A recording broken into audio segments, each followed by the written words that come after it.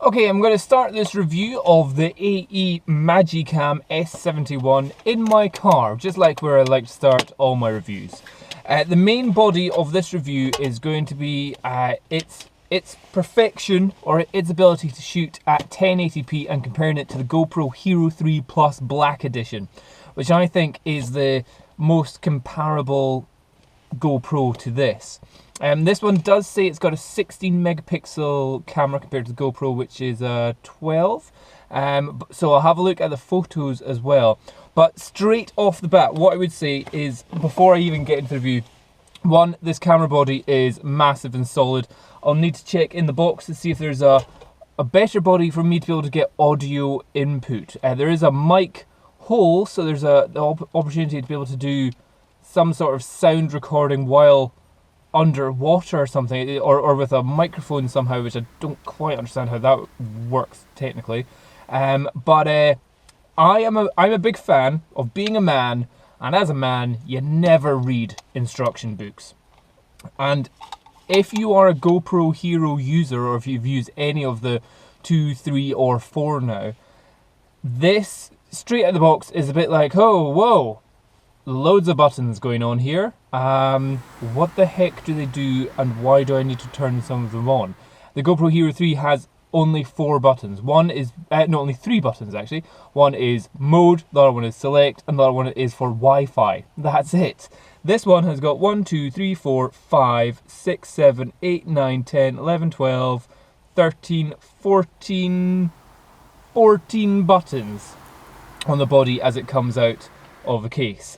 So that's a little bit scary. You've got 2 screens as well, screen on the top, screen on the back, and 3 lights at the front, and it's also incredibly noisy. I'm pretty sure that this is the button for turning it on.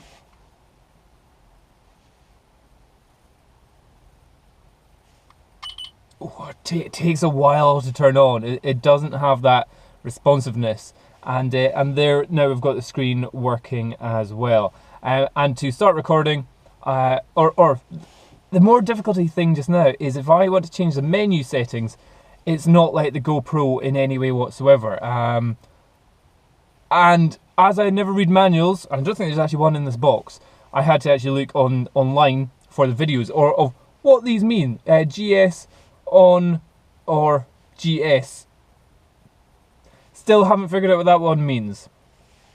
Pretty sure the middle one's the exposure rating and the Wi-Fi on or off. Not entirely sure. If I want to start recording, I press this button. Noisy, so it starts straight away. And as you can see, there's a view of this. I'm shooting at 2.7K at 30 frames a second, so it can shoot at the same high definition range as what the GoPro Hero 3 Plus Black Edition does. We'll also be checking the audio quality that you get from it. And I think if I want to press stop, if I press this button again at the front, that doesn't stop it. So unlike on the GoPro, if you press the same button, it's a start and stop. No, instead I need to now go up here and press that button. Okay, that's how much I've figured out so far. There is a quick way of also, if all I want to do is take a photo just now, I've just got one button to press, and I think that's it, taking a photo. Or is that it just that's it, just changed to photo? Now it's taking a photo. So yeah, it's not as straight away understandable straight out the box. So I'm going to now try and figure out how I change the settings so I can get this into 1080p, 30 frames a second, or maybe I'll change it to 60 frames a second. We'll check its low light, its lens in terms of dynamic range, or that's more the sensor, but in terms of its width. But in terms of its frames per second, is all the same as the GoPro Hero 3 Plus Black Edition. But we'll just see how good the actual quality is coming out. So next shot is me trying to change the settings on the back of this to get it so it's 1080p at 60 frames a second. So to put in a memory card, if this is the front of it, we'll just turn it off. So that's it off. And the memory card, clip open this bit at the side. The memory card goes in the bottom here.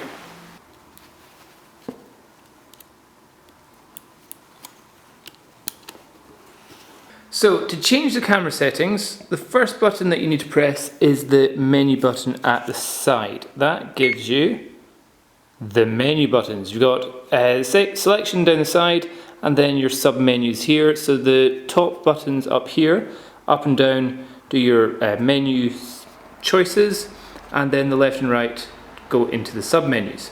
So for changing the video resolution, if I press up, we've got capture mode. We're not going for that, we're going for the one where it has a little camera on it. And if we go along to the side, visual resolution, and then we click OK, and here we've got our options here. You've got your 1080, 960, 720, and within them they've all got their different frames speeds. So if we're going into 720, we have got 100 frames a second or 50 frames a second. And that's because I've set this to PAL mode. But however, we're going to change it to 1080p, and we've got 50, 48, 25 and 24. I'm going to change it to 25 frames per second for this fairly dark indoor situation like this. Okay, so for this test we're doing an indoor lighting situation. I've got both the GoPro Hero 3 Plus Black Edition and the S71 from the AEE Magicam sitting right beside one another, both not in their any sort of bodies whatsoever. So this is a test of, it's at 25 frames a second at 1080p. We're indoors, fairly low light, no light coming from outside. It's a test of the audio coming from the GoPro Hero 3 and the audio coming from the S71 to see if there is any difference. But certainly from back here, what we could also do is just quick kind of, if I stand. Okay, from here actually I'm just going to stop the video because the audio quality coming from the AEE Magicam is so gash. I'm also really not enjoying the actual white balance or colour inside the room as well. It just looks absolutely miserable. So I'm just we can just clearly say the audio quality is pretty crap. And we're going to now go to some in-car low light situations as well.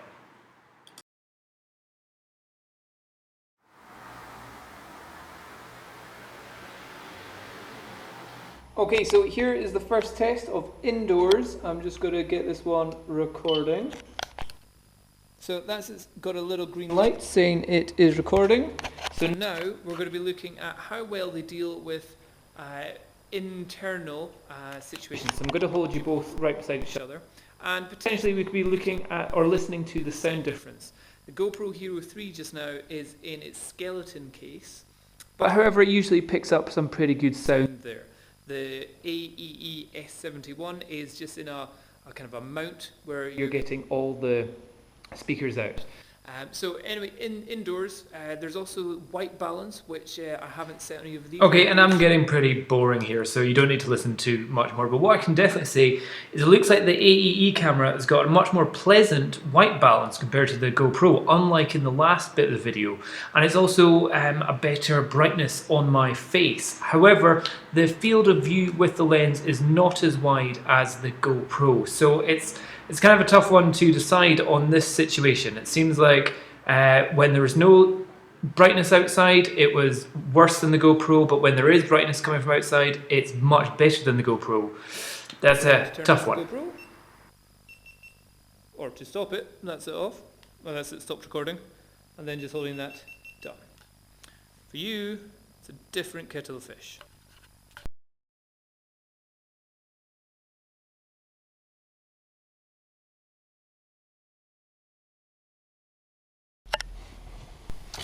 Okay, so that's me got you both attached to the front of my car just now, just so you can actually see where you both are. This is also more a test of audio capture ability inside a car. So the car I do a lot of blogging in, and it's a good place because there's not any echo or anything, so it's a good test for the audio. But I've got you pretty much side by side. You're both stuck on the dashboard. The GoPro is a little bit higher up. The AEE is a little bit lower down, but that shouldn't affect what's going on here. You should both be absolutely wide enough to get me in the shot and the darkness of this car. So it's also a test of the audio quality while I'm driving, because this car is a Okay, I'm just going to pause it here in terms of the audio, because the audio that's coming from the AE camera is pretty rubbish. I've even, in those last clips, I'd increased the volume by a +4, and it's still pretty nothing. The main thing we can look at here is that there's definitely a field of view difference. The AE is a much more kind of zoomed in, even though this is it at its wide setting.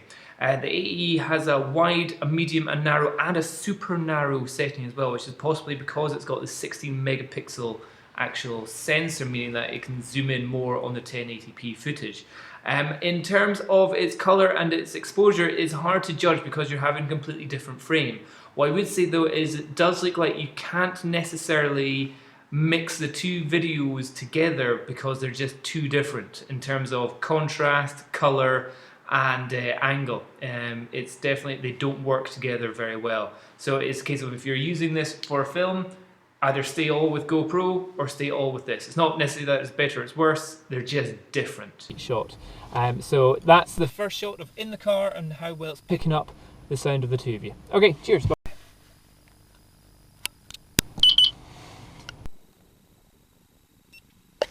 Okay, so now we're going for a pretty tough, low light, crap lighting situation test just now. So in the car, in a city, I'm shooting this at 2.7K at 25 frames a second.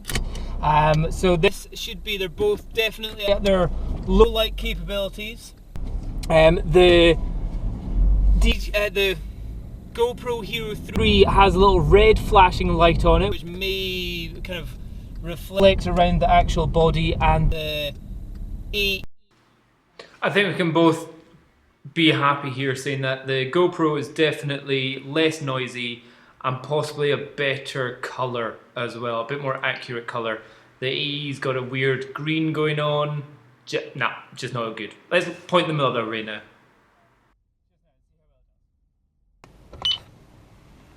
Okay, this time, same situation, this time just having the cameras pointing forward. So this is the AE cam and this is the GoPro Hero 3. Lights on in the car, lights off in the car.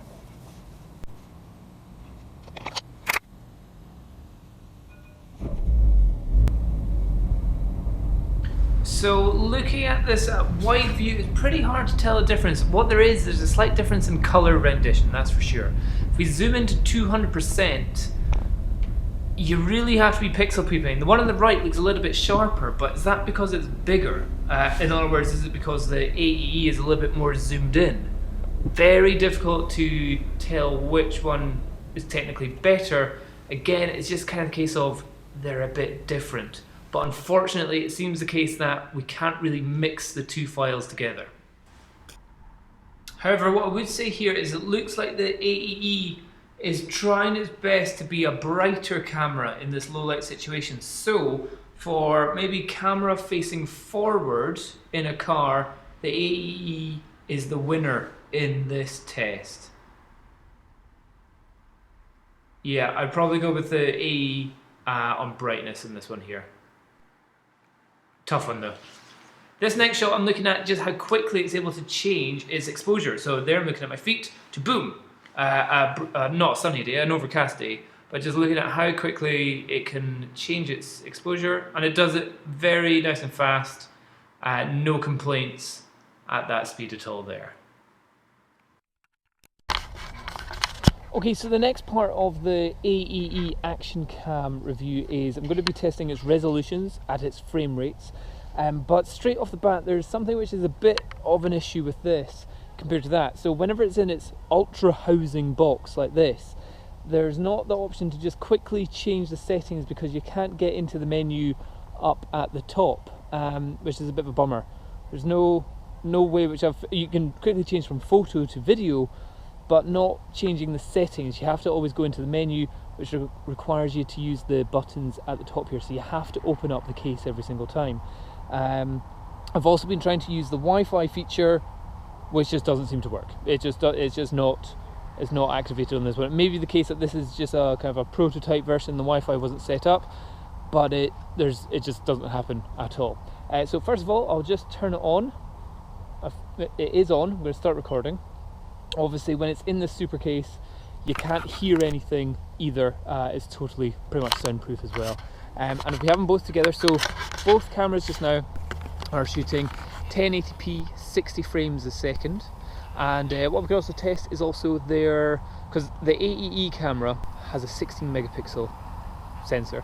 The GoPro Hero 4 has a 12 megapixel sensor. So I wonder if there's a difference in terms of rolling shutter. If I do a couple of circles, how that looks. Do a couple of circles, how that looks. Do a couple of circles, how that looks. Do a couple of circles, how that looks.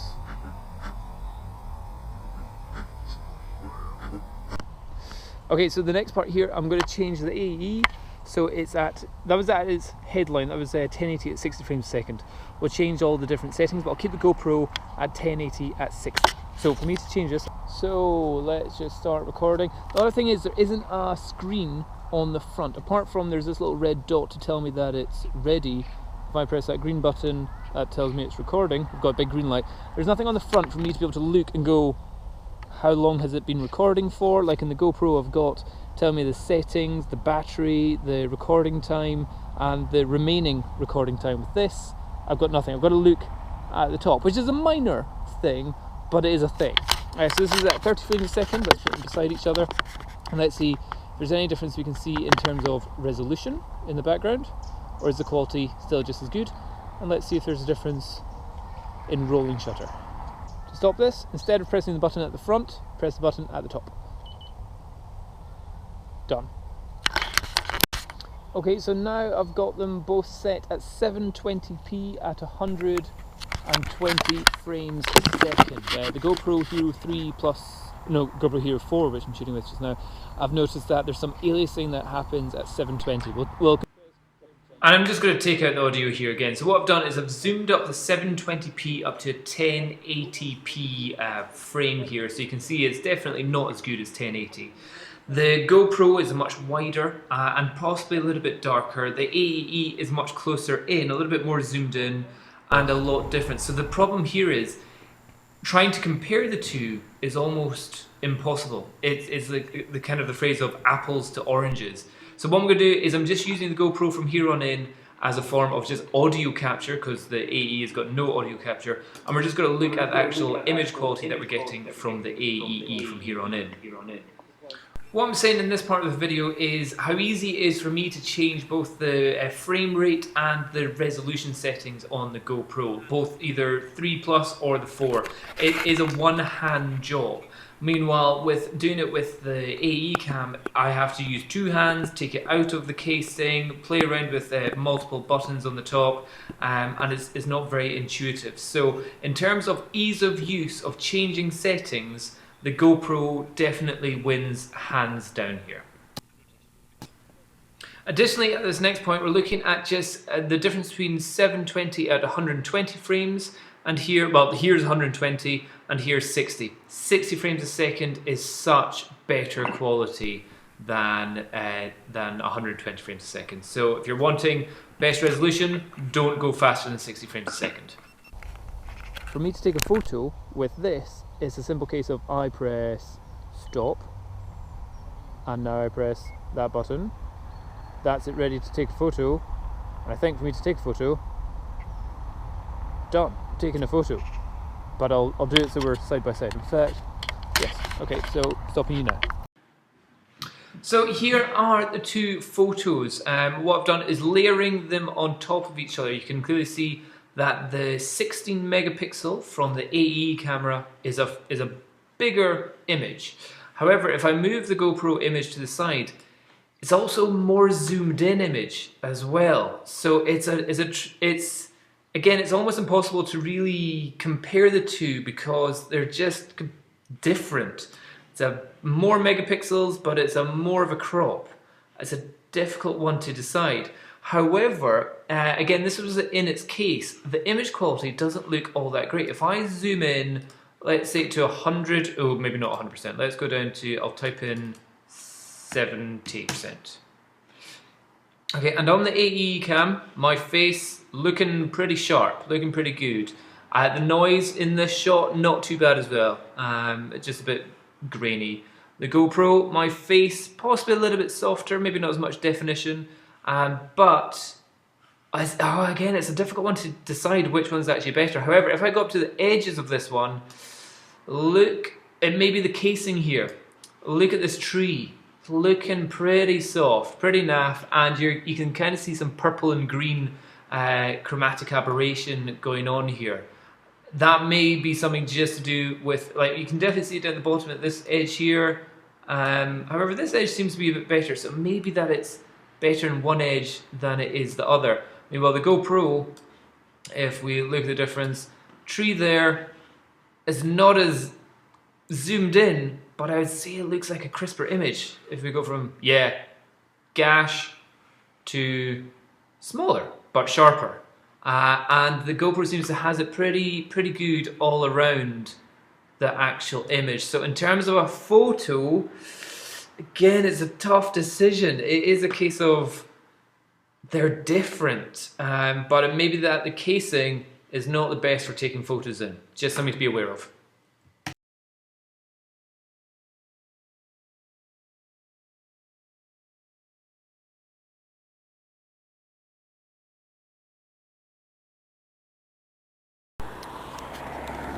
Okay, and now a final test, GoPro Hero 3 Plus Black Edition against the AEE S71, looking at the dynamic range that we get in the sky up there. Again, very quickly realised that there's actually just no dynamic range here, and they're just completely different cameras, so different test.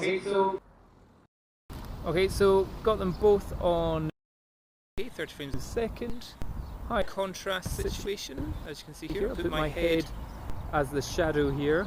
See how much extra detail you get on my face. Maybe I'll hold you further away. Also the detail that we get of that building in the background over there. How much shine you get off my head. So this is kind of a test of also not just their dynamic range, but also their exposure settings at their highest quality. Okay, so in the end, this video is a very difficult one to really give a good reference for. So this is my conclusion of the AEE Action Cam. I found it online for £270, so significantly cheaper than the GoPro Hero 3 or the 4. Its video settings are roughly the same as the GoPro Hero 3 Plus Black Edition. It's more megapixels, and in quite a few cases, it's been the brighter image, certainly in terms of my face. What I would say though is that if you're already a GoPro Hero user, you may buy this camera and go, ugh. And that's about as far as I would say that the disappointment could go with. If you're not a GoPro Hero user in any way, I would say that if you bought this camera, you'd be like, awesome, got a brilliant camera, gives great exposure, is just as good as a GoPro Hero. Its audio is a bit guff, but hey, I got loads of extra attachments in the box. So that's the thing with this camera, you get a lot more things in the box or straight out of the box.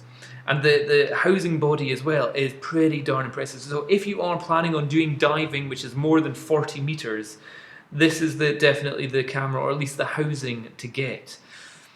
In terms of audio quality, I would say it's absolutely guff compared to the GoPro Hero 3s. And 4s for that matter. In terms of video quality, it's hard to really compare the difference, but I would say it's equally as good as a GoPro Hero 3 Plus Black Edition.